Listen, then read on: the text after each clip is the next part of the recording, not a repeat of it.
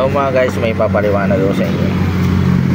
Pag bumili kayo ng stoplight switch guys, yan, buksan nyo agad, tapos lagyan nyo ng grasa. Yan, grasa, ito grasa, lalagyan ng grasa yung loob. Yan, yan, pupunuin ng grasa yan. Ito, punuin ng grasa.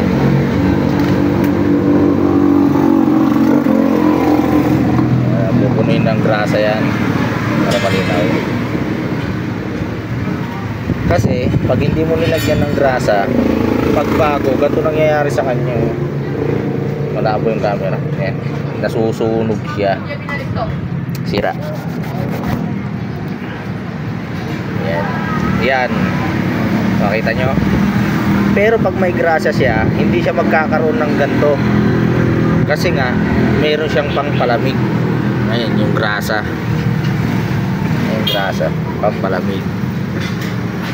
Meron siyang pampalamig, hindi siya masusunog.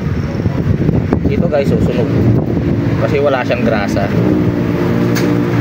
Maski local lang to, stoplight switch, kapag nalagyan mo siya ng grasa, parang original din siya, tatagal din siya na parang original. Yun lang mga guys, salamat.